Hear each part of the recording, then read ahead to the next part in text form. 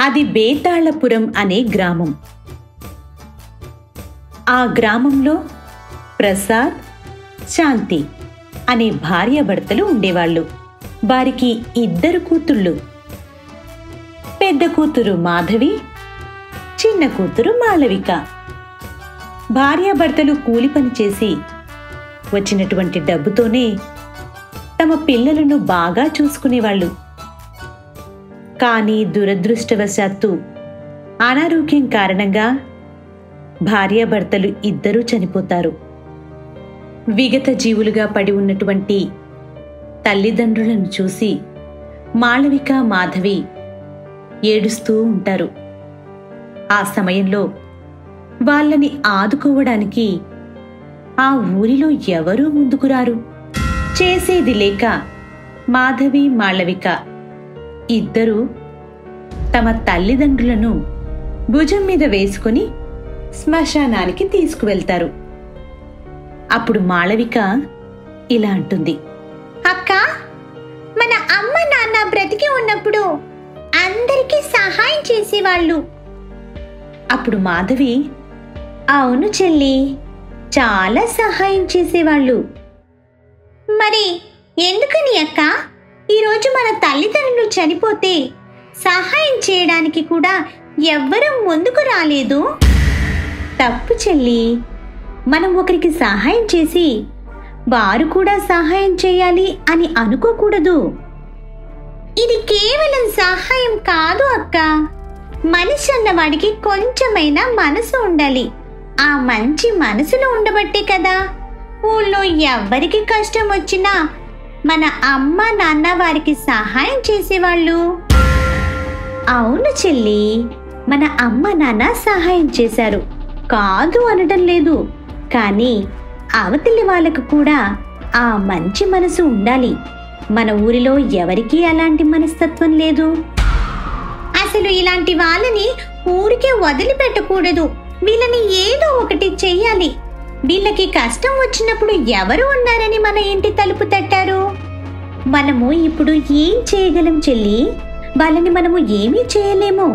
మన కర్మ అని వదిలేయడమే. లేదు అక్క, నేను వీళ్ళని వదిలిపెట్టను. వీళ్ళు చేసిన పనికి ఖచ్చితంగా వీళ్ళని ఏదో ఒకటి చేసి తీరుతాను. తల్లిదండ్రులు లేని పిల్లలు అని ఒక్కరు కూడా కనికరం చూపలేదు. జాలి దయ లేనటువంటి వీళ్ళపైన నేను ఎందుకు జాలి పడతాను? వీళ్ళని కూడా ఖచ్చితంగా ఏడిపించే తీరుతాను. అప్పుడు మాధవి, నువ్వే అంటున్నావు కదా మనం 2 ఆడపిల్లలమని. వాళ్ళను మనమేం చేయగలము? వారి కర్మ వారే అనుభవిస్తారు. ఇక గొయ్యి తీసి పాతి పెట్టాలి అని పలుగు పార తీసుకువచ్చి అక్క ఒక గొయ్యి, చెల్లి ఒక గొయ్యి తీస్తూ ఉంటారు. మాళవిక మాత్రం మనసులో మా ఊరి వారిని ఏదో ఒకటి చెయ్యాలి అని అనుకుంటూ ఉంటుంది. ఈలోగా మాళవిక తీస్తున్నటువంటి గోతిలో ఒక పెట్టె దొరుకుతుంది. ఏమిటా పెట్టె అని తెరిచి చూస్తుంది. అందులో తనకి ఒక గొలుసు కనబడుతుంది. ఆ గొలుసుని తన మెడలో వేసుకుని గొయ్యి తీసి వారి తల్లిదండ్రుల్ని అక్కడ పూడ్చిపెట్టి 2 ఇంటికి చేరుకుంటారు. ఆ రోజు గడిచిపోతుంది. మరుసటి రోజు ఉదయాన్నే లేచి ఇంటి పని చేస్తూ ఉంటుంది మాధవి. బయట ఏవో అరుపులు వినిపించి బయటికి వచ్చి చూస్తుంది. జనాలందరూ పరిగెత్తుకుంటూ పొలాల వైపు పరిగెడతారు.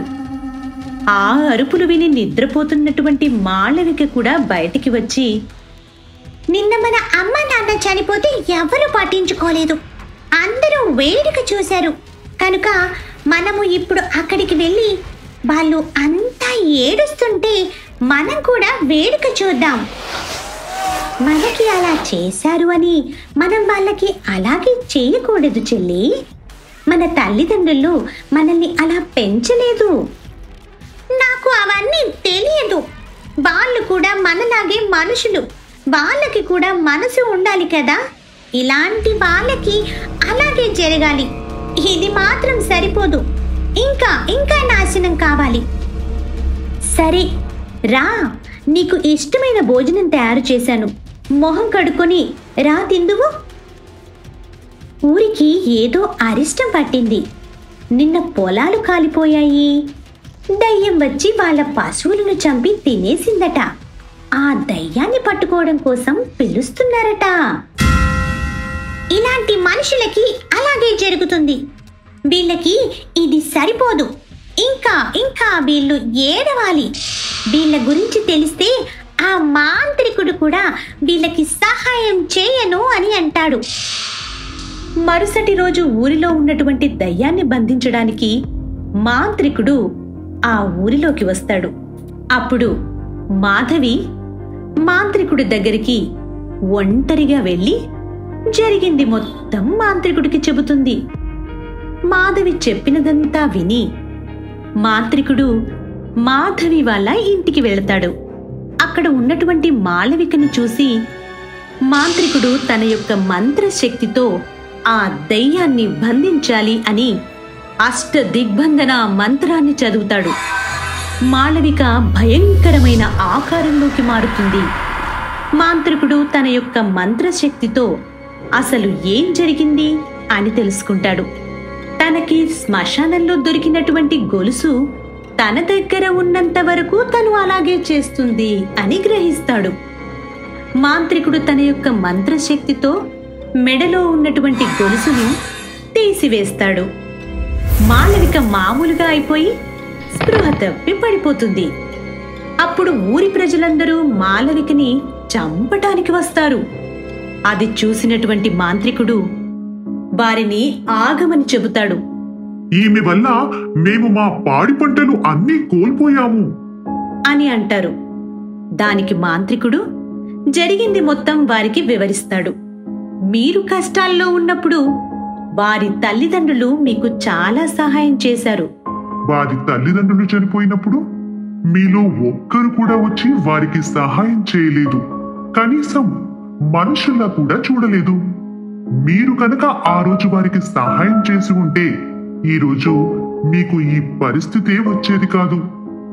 మాంత్రికుల ద్వారా నిజాన్ని తెలుసుకున్నటువంటి ప్రజలందరూ తమ తప్పు తెలుసుకుని ఆ కుటుంబానికే కాకుండా ఊర్లో ఎవ్వరికి కష్టం వచ్చినా అందరూ వారి వారి సహకారాలను అందించేవారు.